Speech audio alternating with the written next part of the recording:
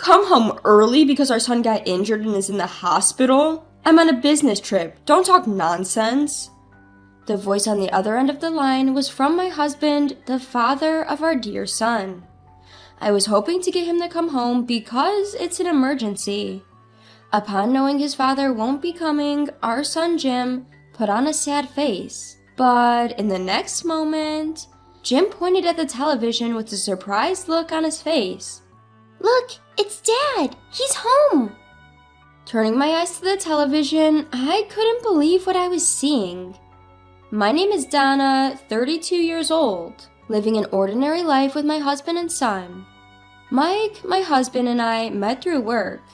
We were both from different companies, frequently working together as business partners. After Mike asked me out, we dated for 2 years and got married when I was 27. Shortly after I got pregnant, I took a maternity leave and gave birth to our son, Jim. I went back to work last year when Jim started going to daycare. Ever since I gave birth to Jim, the time Mike and I spent as a couple has drastically decreased, and that's one concern I've been having lately. We used to go on a lot of dates. It's a bit lonely, but I guess it's a happy problem to have. After all, our child is the most precious thing. With Jim in our family's life, we are more than blessed and happy. Then one day, while the three of us were having dinner as usual, Mike started a conversation. Oh, that's right, Donna. I have a business trip this weekend. A business trip? That too, on a 3-day-long weekend? Yeah, it's quite unfortunate. It seems the client can't meet any other day. I see. Working on long weekends, you must have it hard. Yeah, I wanted to relax at home, but it's work, so I can't help it. Upon hearing our conversation, Jim, who had been listening intently, exclaimed, "Eh?" With a troubled expression, he began to appeal to Mike. Daddy, you have to work on your day off? Sorry, Jim. Daddy really has to go this time. No! You promised we go to the museum on our next day off. We can visit the museum next time, Jim. I'll definitely take you next time. Dad, you said the last time too, and we didn't go to the amusement park. Challenged by his son, my husband Mike gave a troubled laugh. As a mother, I tried to calm Jim and reason with him. Jim, you see, your dad, he's working hard for you, okay? For me? Yes, that's right. He needs to work even on his days off, just this once, so we can go on fun trips with you. So we can go on a trip next time? Of course! Next time, we'll definitely make him take us to the amusement park and the museum. Yeah, Dad, you promise. Seeing Jim happily stick out his tiny pinky to make a pinky promise brought a smile to my face. I didn't throw any fits just to avoid ruining the mood, but there were many odd things about Mike's recent behavior. First of all, the number of times he worked overtime has drastically increased. He used to finish work on time, come straight back home to spend time with us. Yet recently, he's only been coming home on time a few days a week. Today, he happened to come home early, so we were able to have dinner together as a family. With Mike being less at home, the majority of Jim's care has fallen onto my shoulders. On top of that, Mike also happens to have a business trip this weekend. I love Jim, and I don't dislike taking care of him or doing household chores. But to be honest, there are times when I want to rant a bit. I don't want to doubt him, but is he really working overtime? Such unpleasant thoughts made my chest feel tight. To clear up my worries, I decided to talk to Mike after Jim had fallen asleep. He was watching TV with a beer in hand. I casually started the conversation. Hey Mike, there's something I want to ask. At my call, Mike said, "What's up?" and turned to me.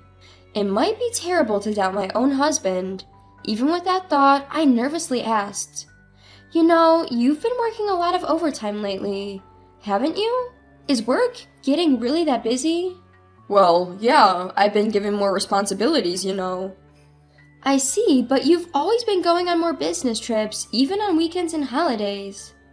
There are also client schedules to consider, right? What's up, Donna? You usually don't ask about this kind of stuff. Well, we've been spending less time as a family recently, so I was wondering if you could reduce your overtime. At that, my husband heaved a sigh and his tone clearly showed his annoyance. Donna, didn't you just say it yourself? That I'm working hard for Jim's sake. Huh? I thought you understood, Donna. I'm doing my best for the family, so why are you being so selfish? Selfish? I didn't mean to be. Anyway, please don't interfere with my work. I'm not doing this because I want to. I understand. I'm sorry. After this conversation, our relationship as a couple took a turn for the worse. In front of Jim, we pretended to be mom and dad that got along well, but when we were alone, our conversations dwindled to a minimum. 2 weeks later, it was the first day of the 3-day weekend, and as planned, my husband left for his business trip. Since our conversation, he had been cold to me, but he acted different that day. As he put on his shoes at the entrance, he looked apologetic and said to me, I'm sorry, Donna. I know it's a holiday. It can't be helped. It's work. Yeah, but it feels wrong to leave Jim with you. When I get back, I'll help out. Don't worry about Jim. Thank you. All right, well, I'm heading out now. Okay, have a safe trip. As my husband left the house with a wide smile, I forced myself to smile back, playing the role of a good wife. The next day, Jim said, I want to go somewhere. So we headed to a nearby shopping mall. We did some shopping and decided to have lunch, but just after leaving the restaurant and heading to the parking lot, a group of elementary school students on bikes crashed into me and Jim at full speed. We both ended up falling to the ground. I twisted my ankle, but my son Jim was having trouble getting up. Jim, are you okay? When I rushed over and called out to him, Jim started crying out loud. Mommy, it hurts. Where does it hurt? Can you stand? My foot hurts. I can't stand up. Oh no, it's swelling up terribly. The way he fell must have been bad. His ankle was visibly swollen. From the looks of it, it's probably broken. I gently helped him sit up and rubbed his back. The elementary school kids who bumped into us looked stunned and dazed at the scene. For the time being, I took their parents' number and sent them home. I carried my son to the car and rushed to the nearest general hospital. Even while we were waiting for our turn at the hospital, Jim was continuously crying, probably due to the pain. It's okay, Jim. Mommy's here. Even though I said so, Jim had never experienced a major illness or injury before. Even adults suffer badly from a twisted ankle, so it must be even worse for Jim. With sobbing mixed in his continuous crying, all I could do was keep comforting him. An hour later, we were finally called in for checkup. The x-ray results confirmed that Jim's ankle was indeed broken. However, thanks to the cast, his expression seemed somewhat relieved. Now, what to do next? Mike is on a business trip and my parents live far away, so I can't rely on them. I still have to go to work, but I can't leave my son, who's gonna be home alone with a broken ankle. I contacted my workplace and started working from home for a while. For now, I should call Mike. Mike, who answered the phone after a few rings, sounded annoyed, as if the call was an interruption, and bluntly asked, "What do you want?" Even though I was irritated by Mike's attitude, I explained the situation. We were hit by a bicycle in the parking lot at the shopping mall. Jim broke his ankle. We got it casted, so he seems a bit relieved now. And? What do you mean, and? Don't you have anything else to say? Aren't you worried? Just a broken bone, right? He'll be fine if he rests. But you don't have to say it like that. I'm busy. Don't call me over the smallest thing. Thinking about Jim, I knew I was asking a lot, but I pleaded with Mike anyway. I'm sorry, but is there any way you can cut your business trip short? What? What are you talking about? That's impossible. But with Jim in this condition, I can't even go shopping. I can't cook either. I don't care. Take him with you. He got fractured. How do you expect me to take him? Come home early because our son got injured and is in the hospital? I'm on a business trip. Don't talk nonsense. He snapped and hung up the phone on me. The tone of the disconnected call echoed in my ears, and a feeling of emptiness overwhelmed me more than anger or sadness. What, is your business trip that important? We're having an emergency and yet he talks to me like that? Now, I can't even do my house chores. I decided to ask for help from my mother-in-law, who lives 30 minutes away by car. When I called her, she said, "I'll be right there." In the meantime, I decided to wait with Jim, watching TV.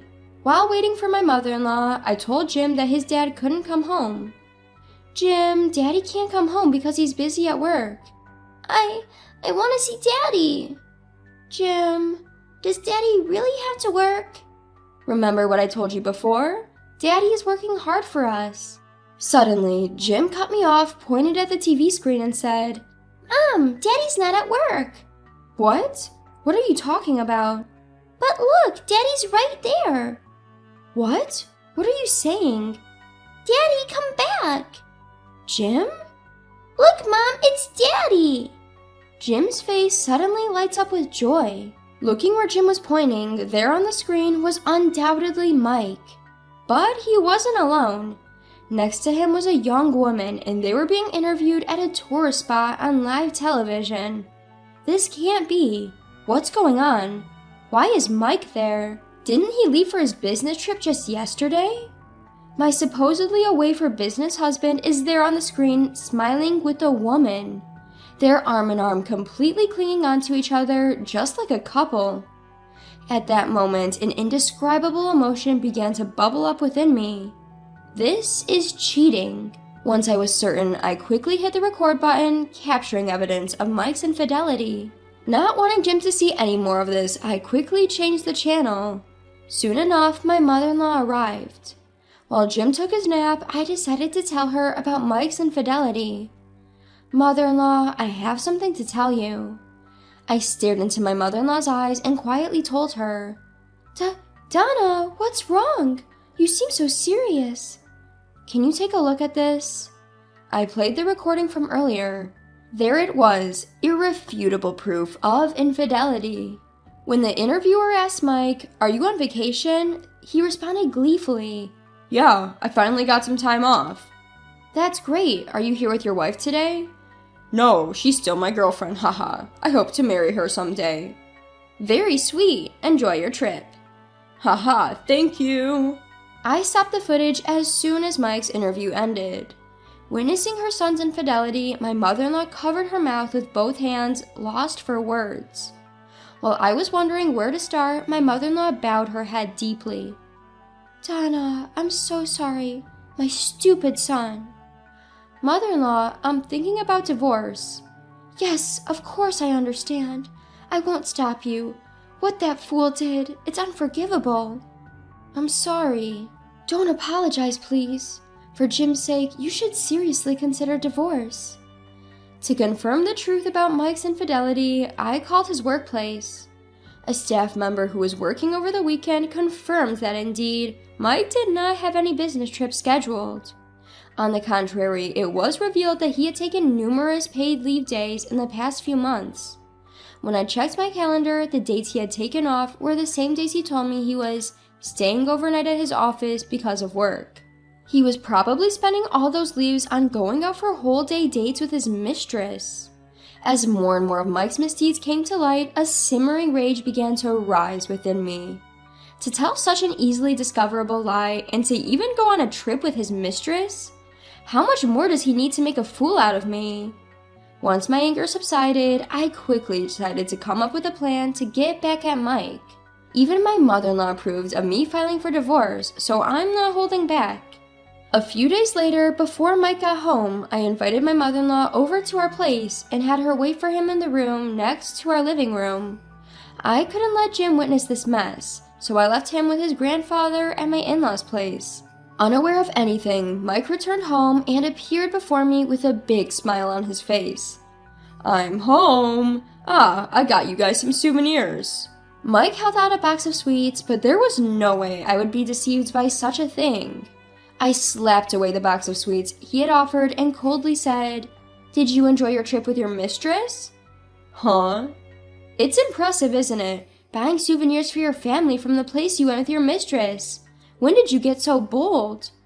"Hey Donna, what are you talking about? A trip with my mistress?"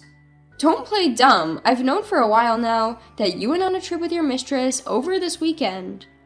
Even after I said all this, he still played dumb.